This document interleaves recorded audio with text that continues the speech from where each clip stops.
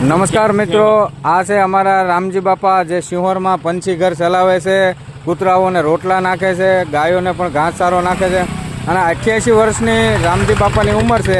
આ એના હાથમાં જો અત્યારે આ બીજ છે. તો રામજી બાપા, તમે અત્યારે આ ચોમાસા દરમિયાન કેટલા બીજો આમ નાખ્યા છે બધે? એ પોણો ડબ્બો સીતાફળીના બી નાખ્યા. પોણો ડબ્બો સીતાફળીના બી? હા. અને 2 કિલો લીમડાના થળિયા નાખ્યા. 2 કિલો લીમડાના થળિયા નાખ્યા.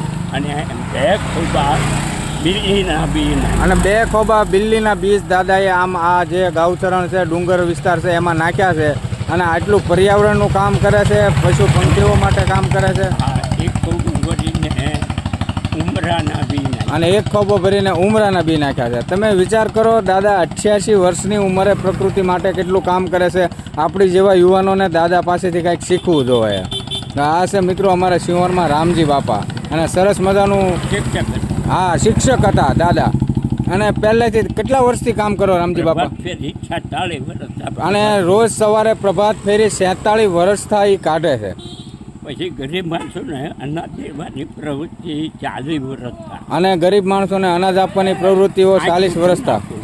હા, 60 કુટુંબ એવા છે કે જેને દર મહિને રામજી બાપા 47 વર્ષથી આ અનાજ પહોંચાડે છે. અને 30 વર્ષથી ગાંડા, માગણ, લૂલા, આંધળા એને રોટલી, ખમણ, કેળા, લાડવા ગાંઠિયા, પાર્લે બિસ્કીટ, ખમણ, સેવ મમરા અને પાર્લે બિસ્કીટ નાસ્તો કરાવવાનું. બોલો, આટલું સરસ મજાનું અમારા રામજી બાપા આ વયે કામ કરે છે. અત્યારે હું સિંહોરથી ઘેરે જતો હતો, રસ્તામાંથી હું ભાળી ગયો. રામજી બાપા બીજ રોપતા હતા તો અચાનક મળી ગયો. અને મિત્રો, હું તમને એટલી પ્રાર્થના કરું છું કે તમે રામજી બાપાની ઉંમર જો 88 વર્ષની છે, છતાં એટલું પ્રકૃતિ માટે કામ કરે છે, અન્ય જીવો માટે કામ કરે છે. તો ખરેખર આપણે રામજી બાપા માટે જીવનમાંથી આપણે કંઈક શીખવું જોઈએ અને આ પશુ પંખી અને પર્યાવરણ માટે, સમાજના ગરીબ માણસો માટે કંઈક કરવું જોઈએ મિત્રો.